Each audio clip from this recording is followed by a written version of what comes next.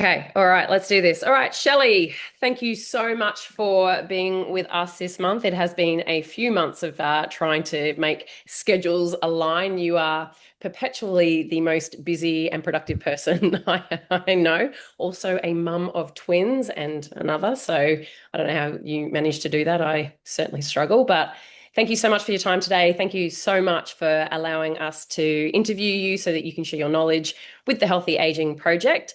If you would like to start by just giving yourself a bit of an introduction about who you are, your area of specialty, and anything else you want to throw in there. Sure thing. Well, it's a pleasure to be here. And this is, I guess, my favorite topic and the area I've spent the last 10 plus years really focusing in on research. But I'm a clinical exercise physiologist by trade. So, after completing an undergraduate degree, I did go and work clinically as a clinical exercise physiologist. And originally, I was interested in, musculoskeletal health. And over time, I did see more and more people who were living with type 2 diabetes and also living with overweight and obesity. And I decided to go back and do a little bit more research in that space. And that led me to connect with a supervisor who had a particular interest in the liver. Hmm. And so I guess since those days, I've done a lot more work focused in on fatty liver disease. And I guess I've been really lucky to enjoy a career in research and teaching around that space. Yeah. So on the research, how many published outputs do we have? To That's a take a good shot on that question.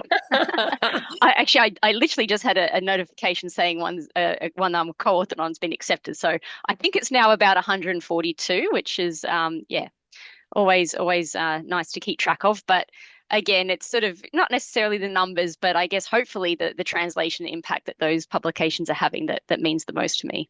Yeah, absolutely. Now, you said fatty liver, and I think a lot of people understand or have heard of fatty liver, but there has been a change to the name. Could you just share with us, I guess, what the new name is, why that name change matters, and why it was introduced? Yeah, and this is a really great place, I guess, to start the conversation. So the name that we're now calling it is called metabolic dysfunction associated steatotic liver disease, or MASLD. And it is a mouthful. And often the people I speak to about, oh, what do you research? And I say MASLD, metabolic dysfunction associated steatotic liver disease. They say, oh, what's that?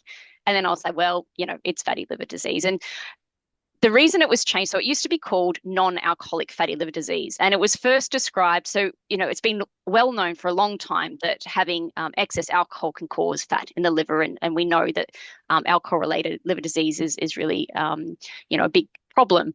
But they did notice some build-up of fat in the liver in people who weren't consuming any alcohol, and so they termed it non-alcoholic fatty liver disease.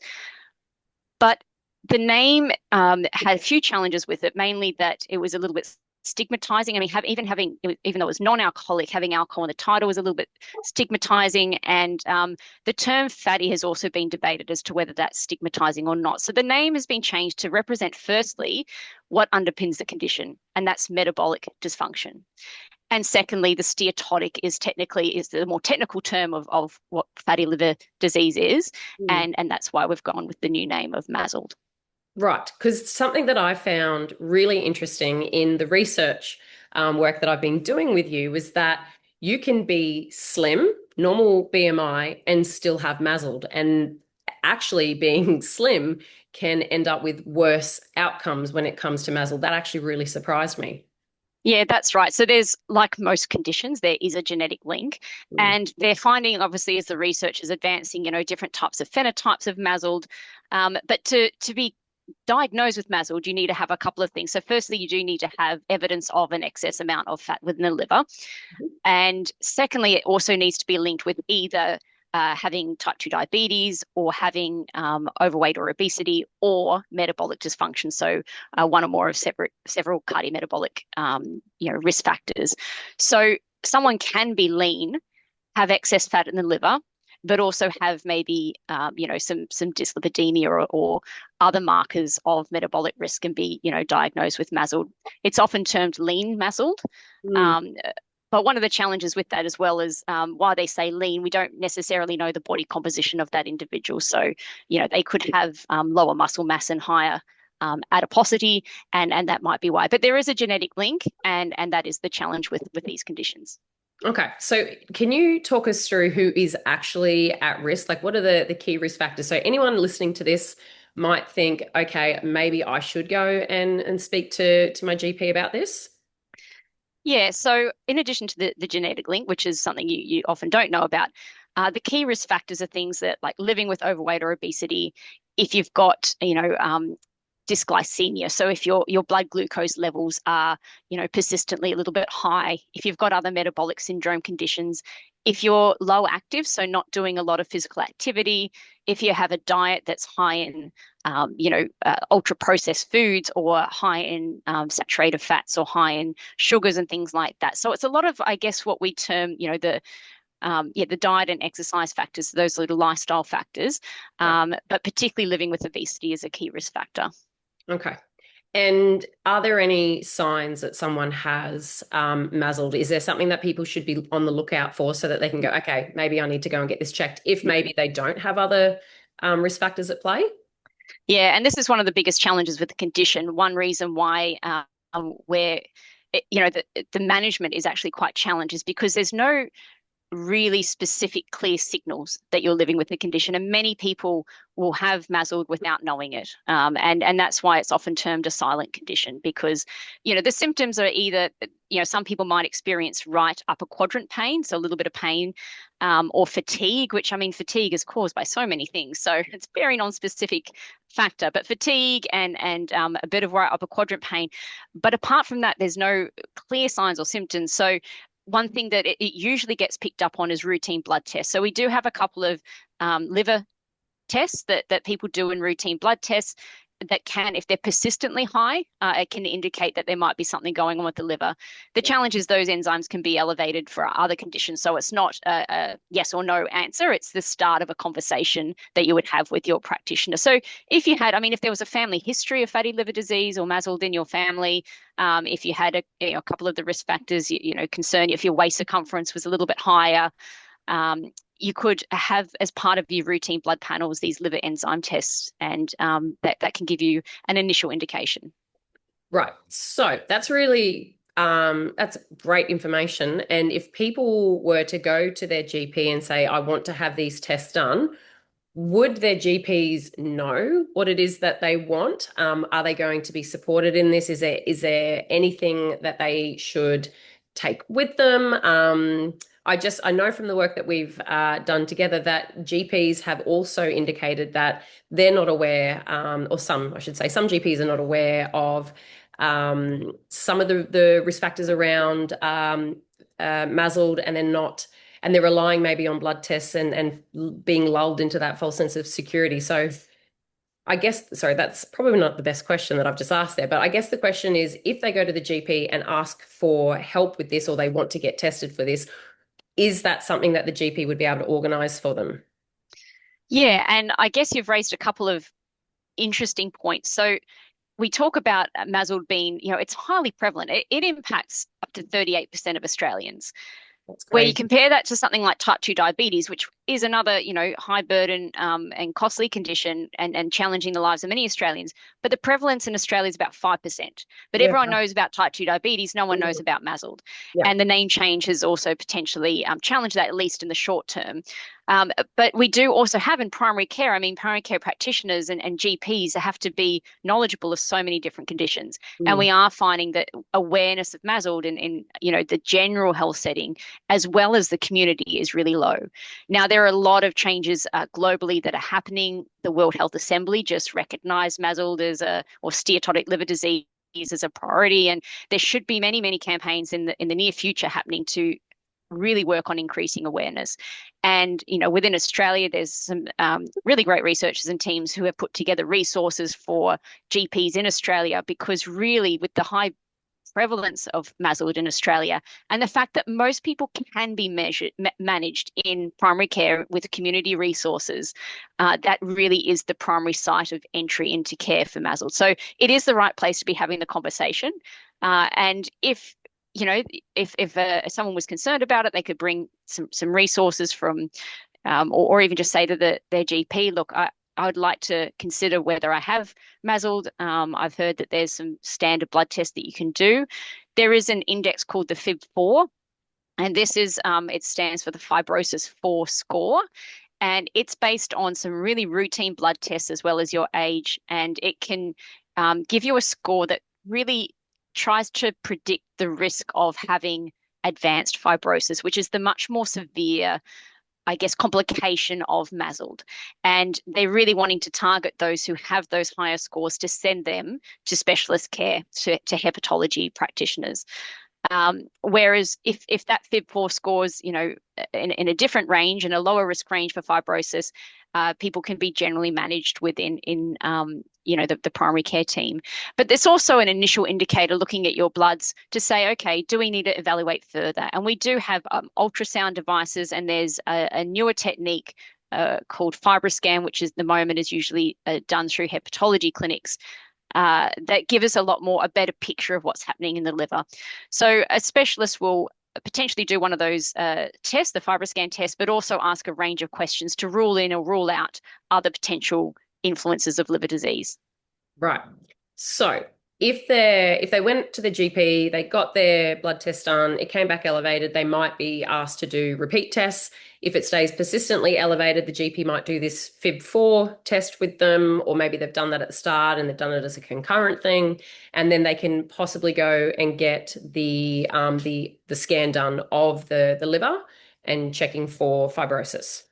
That's right. So the FibroScan will give you a measure of liver stiffness, so how stiff the liver is, which is an indicator of fibrosis, and also a steatosis score. So it gives us a score to try and understand how much fat was in the liver as well. So it gives us a better picture. So and a hepatologist won't look at that alone. They will look at the FibroScan results plus the blood test results plus a clinical history and clinical decision making. So it's a whole picture. It's not a one side, one test gives all the answers. Yeah. But what the team are trying to move away from is liver biopsy, which is traditionally the gold standard to determine what level of severity your MASLD is. Okay, so on the severity, I guess it leads into the question of if you don't get diagnosed quickly and you do go down the path and then find out that you do have some level of fibrosis, what does that look like for someone in terms of health outcomes? Is there an ability to improve liver function? Can you reverse this condition? What does the research tell us at the moment? Yeah, so I guess the good news is that MASLD or MASLD is relatively slowly progressing. And for most people who have excess fat or MASLD, it won't progress to the more significant stages. So most people will have, those sort of things. But I mean, even having excess buildup of fat within the liver in and of itself is linked to the development of type 2 diabetes, the development of heart disease, the development of lifestyle-related cancers. So that alone should be managed, but fewer people will progress to these more advanced stages. The next stage, once you've had development of fat within the liver or excess fat within the liver, the next stage is where there occurs some inflammation, and it's really linked with insulin resistance and this metabolic dysfunction, and the liver can start to develop fibrosis, which is sort of some fibrotic tissue developing, and that can be reversible. And there are some new medications that are promising on the pipeline to be able to do this, but also with weight loss is really a key driver of improving fibrosis. It's not until you got to the advanced stage of cirrhosis that it becomes irreversible. So there is actually a large number, and we're talking years of capacity to reverse and regress the condition, preventing it from getting worse and, importantly, regressing it back to being healthy. Okay, so all through those stages of fibrosis, there is the possibility to treat it, manage it, and reverse it. It's not until that end stage cirrhosis that you are dealing with permanent damage to the liver. That's right. So cirrhosis sort of considered permanent scarring. Yeah. And there's a couple of different considerations for cirrhosis, and we use the language of compensated versus decompensated, where in compensated cirrhosis the liver still functions, but in decompensated the liver starts to stop functioning, or ceases to function well, and that's where you get complications that are associated with advanced liver disease. And once you're at that stage, really we're looking at liver transplantation is really the only treatment. Okay. All righty. So, where does exercise in particular fit into all of this? And I would imagine that there would be evidence for multi-domain intervention. So, exercise, nutrition, and then possibly I've seen some research on or the recommendation for cognitive behavioral therapy. Absolutely. So, yeah, this is where I'll hopefully try not to go on for too long, because this Go is for where it. my passion lies. But I guess traditionally, that before we do have an era of exciting developments in pharmacotherapies for this treatment, but I'll speak more around the non-pharmaceutical intervention, which is usually the diet and exercise. And up until recently, the only treatment for MASLD is weight loss, and even a 10% weight loss can significantly improve the liver. So 3 to 5% can reduce fat within liver, and 7 to 10% is required for that regression of that fibrosis. But diet and exercise obviously have worked in really important components. Now, I guess my research with exercise has shown that even without weight loss, because weight loss can be challenging to achieve and even more challenging to sustain. And I know we've got a different landscape now with the new pharmacotherapies, but it is a challenge. It can be a challenge. But exercise, even in the absence of weight loss, can significantly reduce fat in the liver. And Mm, not only that, I try and flip the conversation around what's the benefit of exercise for liver disease? We're not focusing in on weight loss, we're focusing in on health gain. And mm, that includes reducing fat within liver. We've got signals that it can actually improve the severity of NASH, the sort of more inflammatory and fibrotic profile. We've got evidence that it improves body composition, reduces the visceral, the dangerous fat. It improves lean muscle mass. It improves cardiorespiratory fitness, which in and of itself is the most potent and important, predictor of all cause and cardiovascular disease mortality. mm. And it improves many, many other factors. So exercise plays a really important role in the holistic management of MASLD.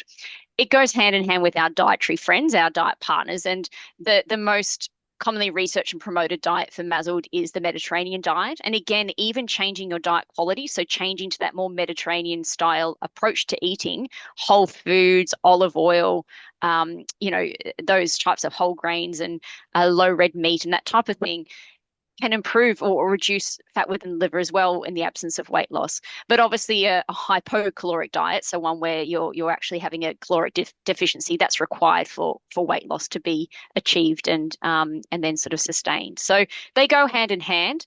And the cognitive behavioral therapy part comes in is because our lifestyles can be really challenging. And I mean, you mentioned I've got 3 kids, time, cost, all the barriers, and they're all thrown. People experience many, many different things. And I think, behavioral support is needed. We know that diet and exercise works, but it is challenging to sustain it without the right wraparound care. And I think we need to think really carefully about what everyone needs to support being regularly active and also eating well. And I mean, one of the biggest debates we have in Australia and worldwide is, well, the Mediterranean diet is the most promoted diet, but how do we ask someone living in India to eat sardines all the time? It's not necessarily culturally translated, but the core principles of Mediterranean diet pattern can be modified for cultural differences, and that's what the key messages are: is supporting people with where they're living and how they're living to optimize their lifestyle, their diet and exercise.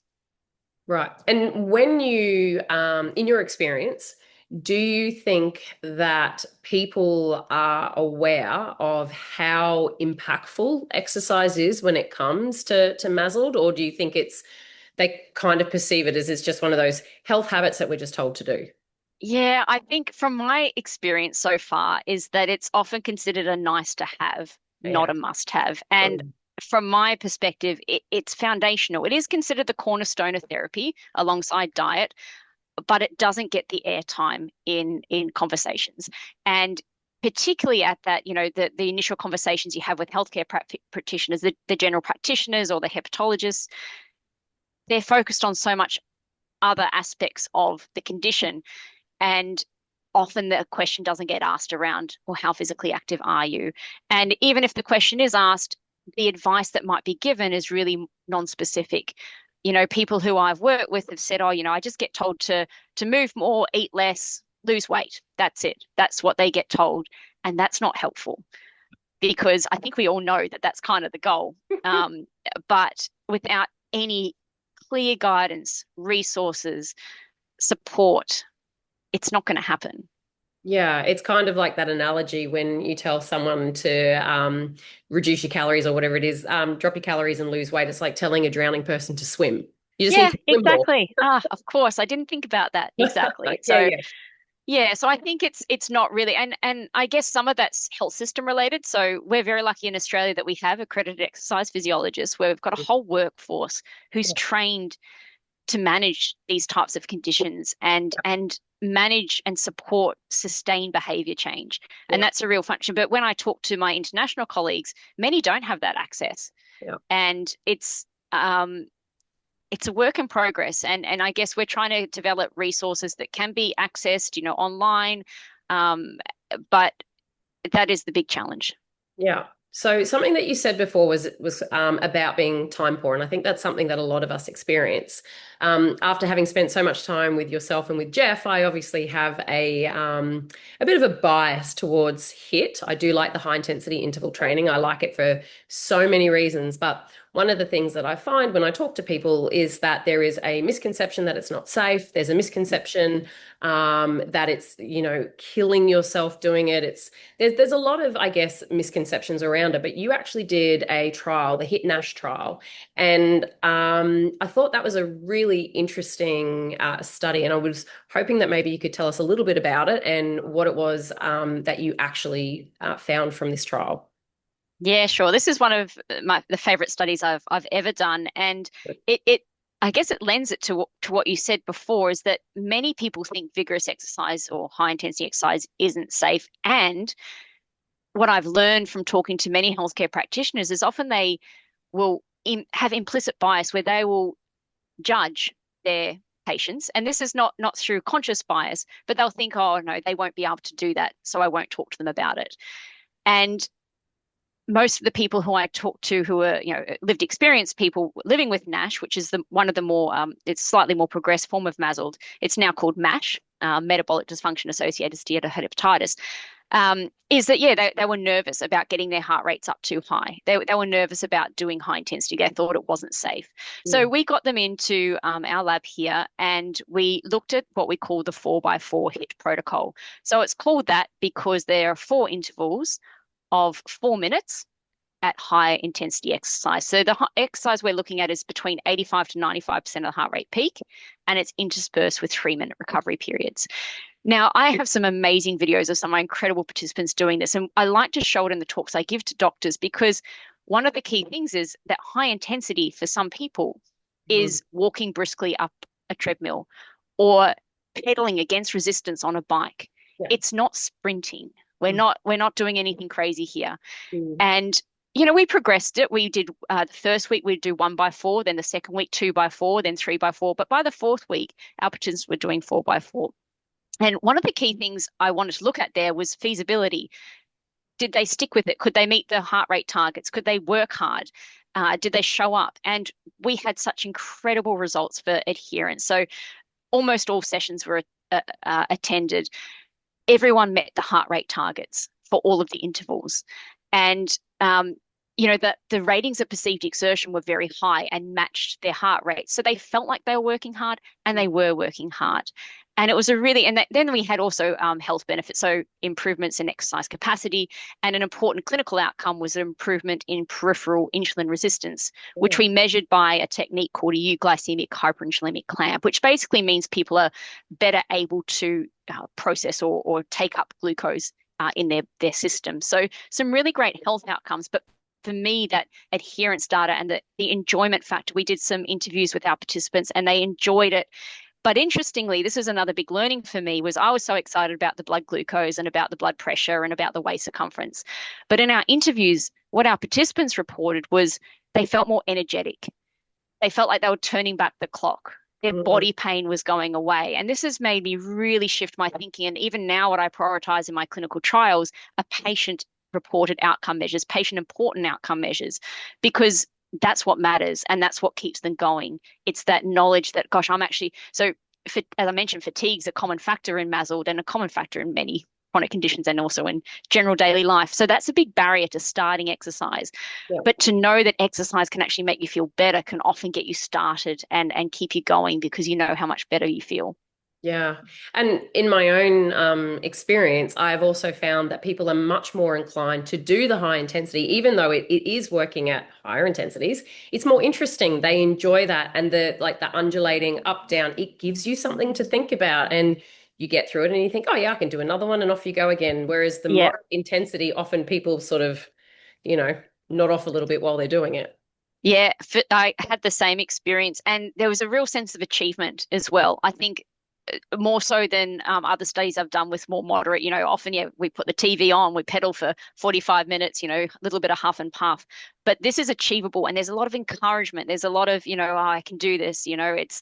It's a really positive way. Now, I will obviously add to that, our participants were screened and evaluated and highly supervised and highly monitored. So, MASLD, the number one cause of death in people with MASLD is cardiovascular disease. Mm. And, that people are at higher risk of that. So it is important to screen. So I wouldn't say to someone who is living with MASLD who hasn't been evaluated, by their GP or ideally, an exercise physiologist to go out and start HIIT. Yes. It's something to consider. And also, some people won't like it. We had, again, I think all of our participants really enjoyed it, but they also had the pleasure of coming into our labs and working with us and hearing about research. And there were so many other factors. We did look at a bit of sustainability, and unsurprisingly, it wasn't as well sustained as ideal, but we didn't give them much support to do that. I'm sure if we gave a bit more support, it could be sustained. But what I like to say is that it is a tool. It Mm. is part of, it's an option and people can do it. And it's very beneficial for health reasons. So if people like to do it, it's definitely one to choose. We could add it into a mixture of different varieties of exercises. So you don't have to do it, but it is an option and it's a very effective and time efficient option. Right. And if someone was, say, out for a walk at home and they go for their at home, or they're out walking in the mornings and there was a hill or there was, something like that in there that happened to be on their path, they could walk up that hill quickly and they would get similar sorts of benefits. Yeah, absolutely. And the 4x4 protocol is very popular in Norway, and how they do it on the big population scale. Obviously, in Norway, there's a lot of hills and mountains. So they do that. They get groups and they walk for 4 minutes up that hill and then they'll walk down and for 3 minutes and they just keep doing that. And there's a big social groups that do that. It depends where you are in Australia. Some parts of Australia are very flat, so it's challenging. But even, I've had participants in the past who, following the supervised phase and the self-directed phase, they've looked at, telegraph poles and they've pushed themselves between telegraph poles. Or hills are a really easy way to fit it in. You could find a hill that you can go up for 4 minutes, and that's sort of beneficial. But any sort of interval work is, I think, beneficial. Right. So it doesn't have to be that you have to stick to this really strict protocol. You can just, I call it huffy puffy. Do some huffy puffy, get up a hill, and then continue on your walk. Yeah, that's right. And I mean, even I guess going a little bit further, the concept of exercise snacking, which is something there's a little bit of evidence about. There's not as much robust evidence as there is for, say, the 4x4, but that's just because many more people have actually studied the 4x4. But Yeah. there's indications that, look, if you're really busy, you can just build in these short, sharp bursts of exercise throughout the day and get many of the benefits whilst you're trying to progress toward, the recommended targets, 150, 300 minutes per week.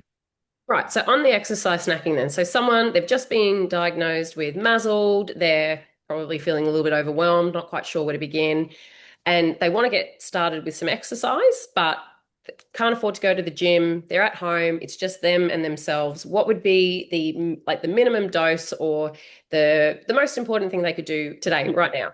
Like if they wanted to do something as soon as we finish talking, they're off. Well, that's a great question. And there is a little bit of a few caveats. It depends what the primary goals are, and a few other considerations. But 5 minute walk, brisk walk if you can, if it's safe, if you've got the musculoskeletal capacity and the safety to do so. Aerobic exercise is so beneficial for the liver. And but starting small, 5 minutes, 10 minutes, and then building that up. But then some really basic muscular strengthening type exercises. So one we commonly prescribe or recommend is the sit to stand. So you're basically sitting up and down off a chair. As you get better at that, more confident, you can put a backpack on. You could get some cheap weights from, one of the stores and start to doing some basic hand weights or an exercise band. But, just doing some sit to stands, going against the wall, doing some wall push-ups, those types of things all start to add up. So having a look at opportunities to be physically active within your own environment would be my step one. The other step would be have a look at your day and see where you can easily fit it in. If you're already walking to a bus stop in the morning, you don't really want to replace activity you're already doing with more activity. You want to have a look at your 24-hour day and have a think about where could I find the opportunity to add 10 minutes? Can I, between if I'm working, can I do some stairs?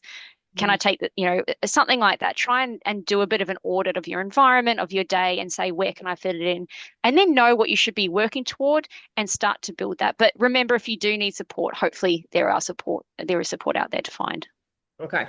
Two things on that. We're going to come back to the support in just a second, but we're going to talk about knowing what you should be working towards, because I believe, Shelley, that you were involved in a very important position statement with Exercise and Sports Science Australia on exercise guidelines for MASLD. So can you let everyone know what the recommendations currently are? Absolutely. So what we're aiming to achieve per week is 150 to 240 minutes per week of at least moderate intensity activity.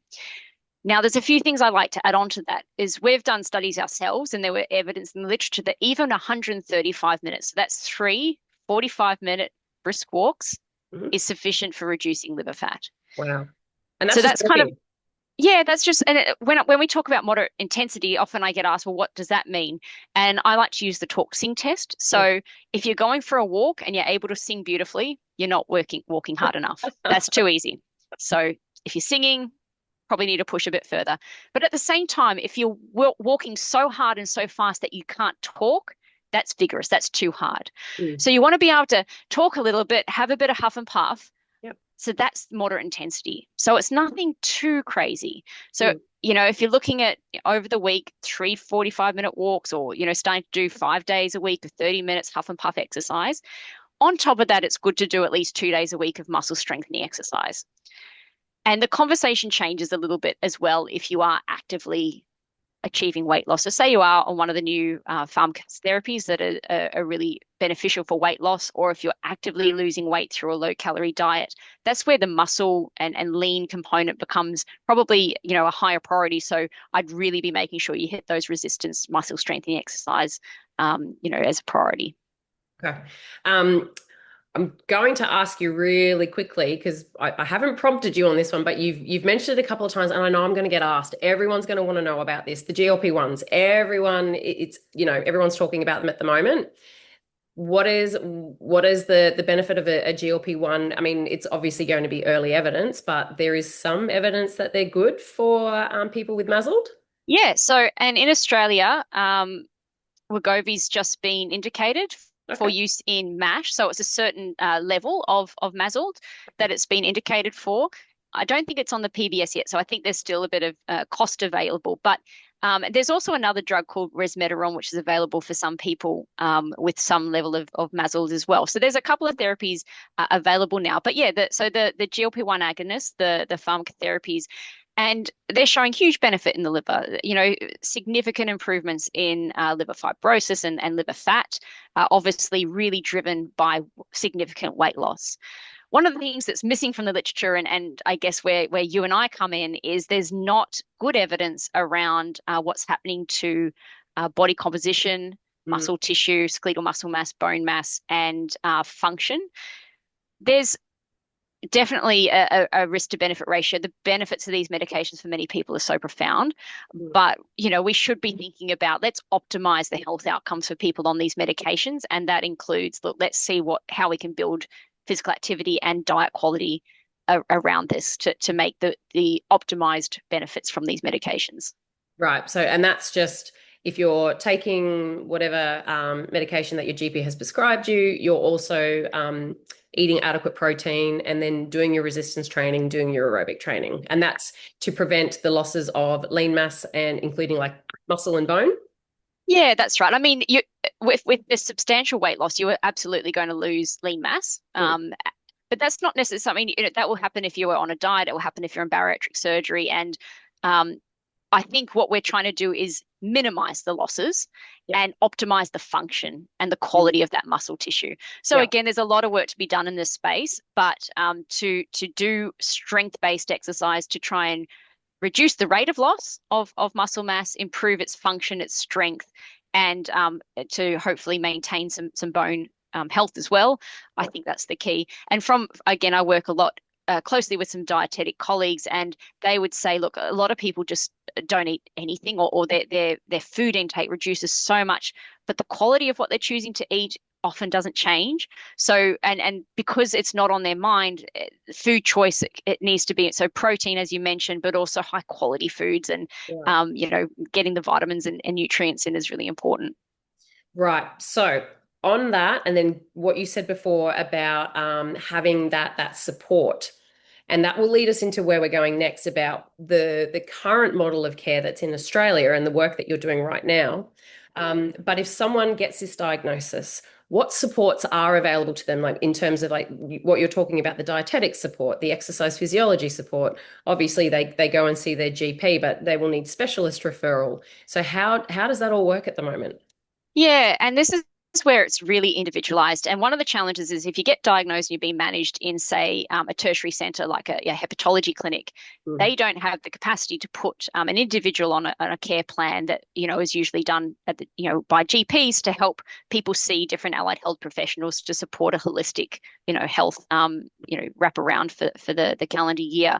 So that is a big challenge. There's no direct referrals or links. But even if you're in the primary care setting, there are the chronic disease management plans, and in obviously in partnership with your treating practitioner, they'll help decide, well, these types of professionals will be really beneficial to manage the condition or yourself. And one of those allied health professionals is an exercise physiologist, and obviously dietetics are part of that too. So really beneficial. The challenge is it's still not that regular, and it'd be nice to have more support. And there are costs depending on individual circumstances still around seeing an EP.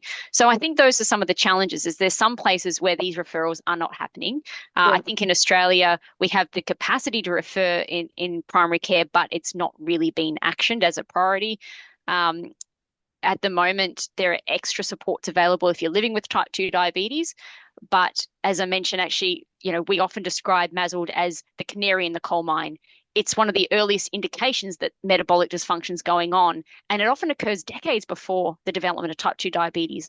So I would love for Australia to be more preventative focused, and for us to have more support available for people with these early signals of metabolic dysfunction so that they could prevent the development of, say, type 2 diabetes, which is where you might get a few extra group-based lifestyle support sessions. Right. So, on that, and we're leading into now your current work where you are looking at the models of care that are currently sitting in Australia. Do you want to tell us a little bit about what you're doing, and where this is taking you? Sure. Well, I guess the ultimate goal is that everyone living with MASLD are supported to be regularly physically active. So Mm. they're supported to meet their exercise goals. Now, what that means is many different things for many different people. But ideally, it boils down to developing a care model within Australia where every person who is diagnosed with MASLD or living with MASLD has a referral to an appropriately qualified exercise professional, such as an exercise physiologist, and access to readily available resources and support mechanisms to help that sustainability piece. I do imagine there's going to be a lot of digital platforms around there and that type of thing. But at the moment, we don't have an optimized system where an individual is appropriately managed. And I'm starting with a lot of conversations with our amazing lived experience partners. And one thing that constantly comes through is how fragmented and siloed care for MASLD is. So people living with MASLD might see their endocrinologist for a diabetes appointment. They might see a cardiologist for heart appointment. They see hepatology for the liver. They might have back pain. There's so many complicated, and there's so many appointments. And also, MASLD, I've had someone describing like they've been passed around by a football in terms of where their care is. And the Yeah. other thing we've noticed in our work is that at every referral point, every step on this care journey, there's dropout. People are lost to follow up. We Yeah. don't know exactly why that happens. It's probably due to many social cultural factors. It might be related to stigma in the healthcare setting. We're not sure. But having all of these steps and all of these people involved is really chaotic, and it's really impacting the people that matter most, which is the people living with the condition. Mm. So one of the goals is to have a highly operationalized system. Ideally, it will be what we call co-located, where the person goes to one place and gets that wraparound care. Mm. Uh, a model like that, or even if it's a hub and spoke model where people are managed holistically, so they don't have to have so many appointments and feel like they're being passed around. It should also lead to more timely awareness, diagnosis, triage, and care. So early identification and support is fundamental to preventing the progression of the condition and having the best outcomes. So I guess we're trying to develop a model of care here in Australia where people get timely care and well supported care, are taught self-management, and feel confident to manage the condition themselves.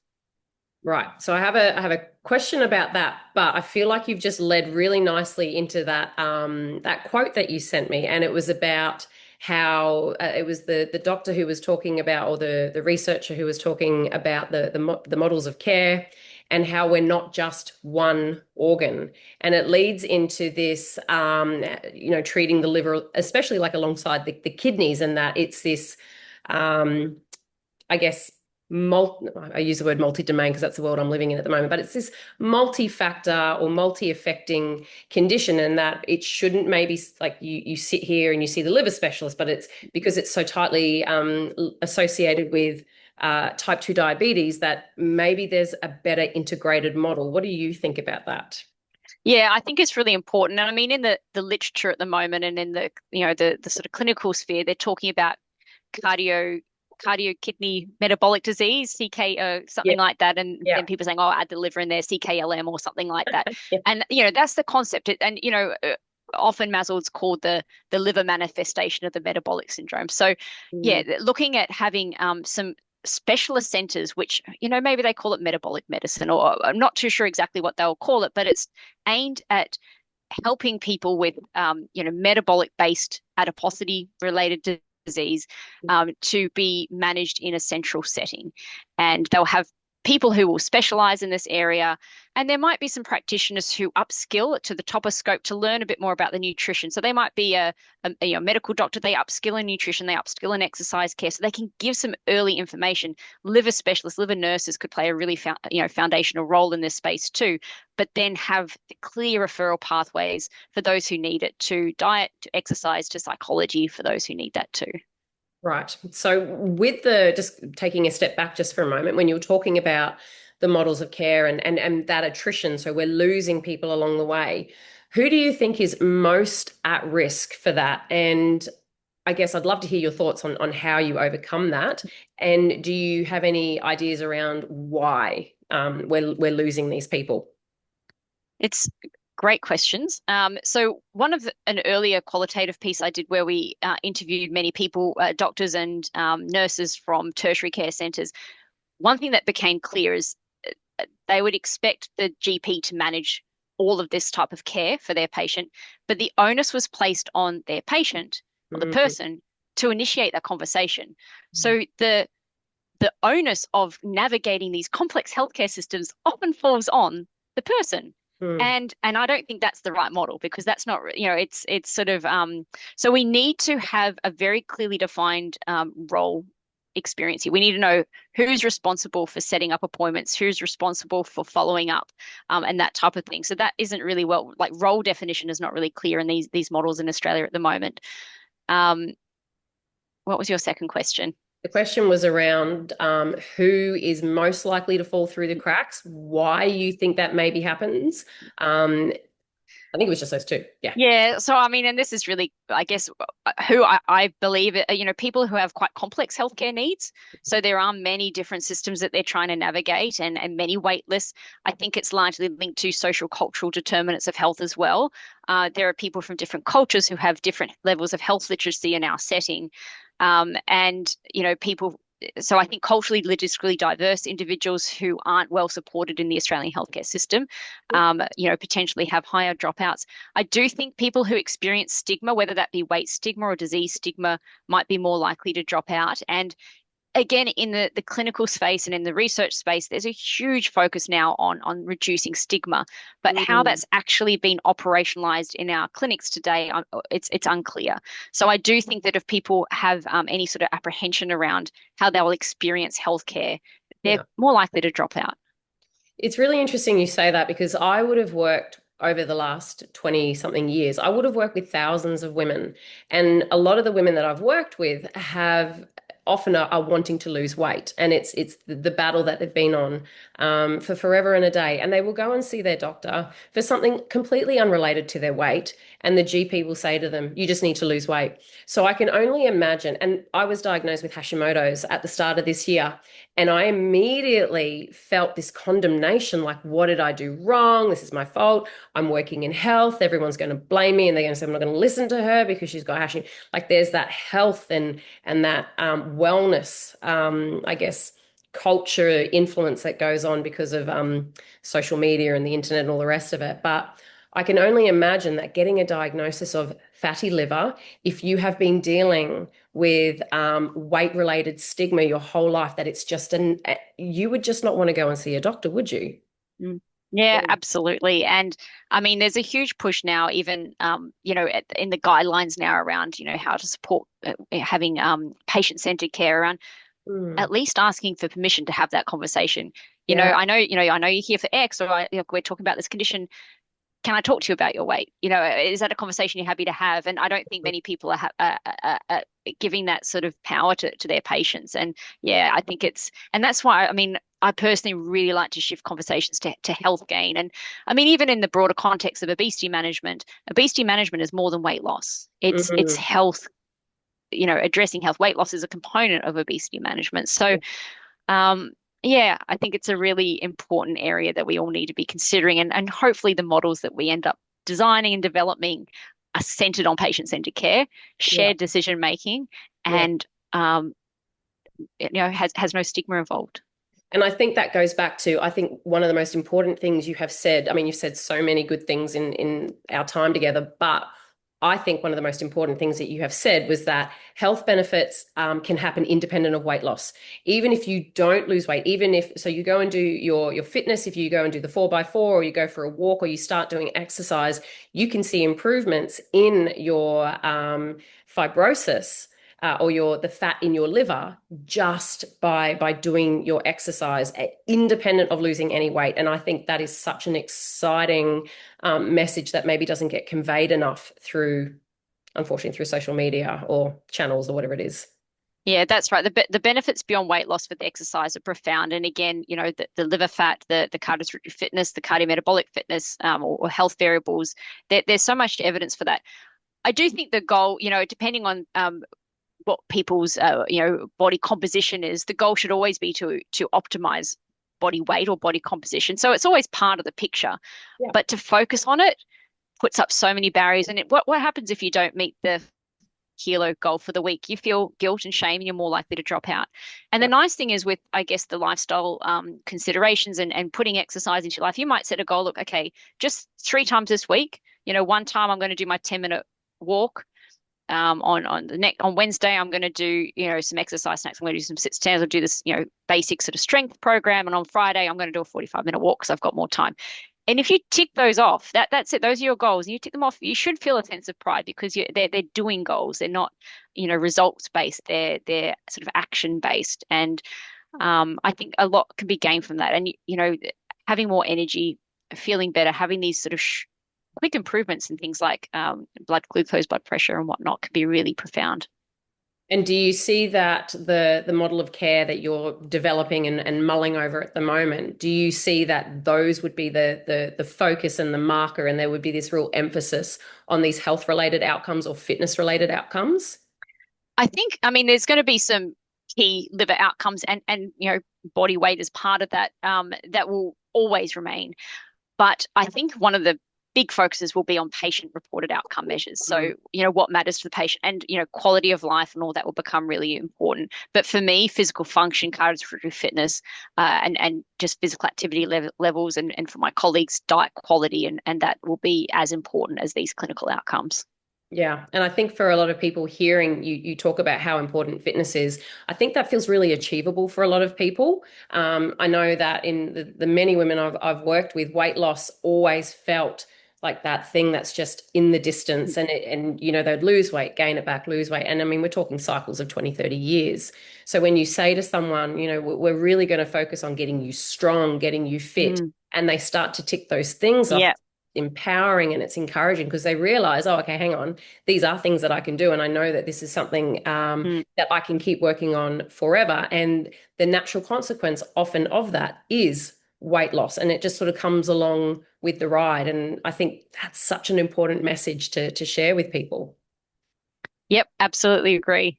I might be preaching to the choir here. Okay, I'm mindful of the time. If you had one action to take this week, one thing that someone could do this week that would, and it can be having a conversation with their GP if they're worried, or going and looking online at a really great resource that you might have in mind, or going for what would be, and you can say more than one because that's so silly. Yeah. You can say as many Okay. as you want. Yeah. Well, that's got, yeah. I mean, I guess for those who are curious about the condition, there's a website that the Liver Foundation in Australia have some really great resources. The same, there's another support group called Liver Well, and having a look. So the Liver Foundation have a new a MASLD diet or MAFLD diet, which again, if people are curious as to what types of foods and how they might change it, it's really fantastic resource. But it gives some really great information around, well, what is it, and what are your first steps? And and it will help guide you through those sort of first few steps that you should take, the conversations that you should have with your healthcare professional. But awareness is the first step to everything, so being aware of it and then having the conversation with the GP and taking those initial steps. So that would be yeah, probably the first bit of advice. And then I guess the second point would just be starting something. One thing I like to sort of say is there's very strong evidence for this across many, many different health settings, but the biggest benefit comes from doing nothing to doing something. So the Mm, steepest curve in terms of health improvement and fitness improvement and all cause mortality and benefits come from people who have done doing nothing to just starting and getting started. A very steep slope there. So it's a big benefit from making these first initial steps. And I think it's a really important message. We don't need to be thinking, okay, I have to, don't do much now, have to get to the marathon. That's not what we're talking about. We're talking about, 30-minute walks, just building up to that, maybe 150 minutes, but building up and getting started. yeah, so good. All right. Two questions and we're finished. The first one is, has working on the liver changed how you personally think about exercise, health, or aging? Good question. Yeah, I mean, I guess all the research I've done, it makes me see how profound benefits of exercise are. And I guess, if we, and there's the classic quote by Dr. Rob Sellis, who's the founder of exercise medicine, but if we had a pill that could do what exercise does, every doctor would ensure that every one of their patients would take it, and health systems would ensure that it's available to everyone. So I guess that's the importance of exercise. It's a poly pill. It's a benefit. So it doesn't just benefit the liver. The reason it benefits the liver is because it also benefits the whole system. So I guess that's probably the biggest learning, is just how beneficial it is across the whole system. Wonderful. All right. Final question, Shelley. What is something that you know from your research or expertise that most people don't, but you wish that they did? That's a good question. I guess the one, and I've already mentioned this, but the one that surprises most is that most of the benefits of exercise occur in the absence of significant weight loss. A lot of people are where they're focused on that target, and they think that if they don't lose weight, they're not getting the benefit and they won't do it. So I think that, I mean, I know we've had a chat about that, so it's not new information, but that's been the biggest learning and the biggest thing that, and when I talk to people, broadly, it's the biggest message that is a surprise to them is how much benefit exercise has beyond the scale. Amazing. Absolutely amazing. Thank you so much for your time.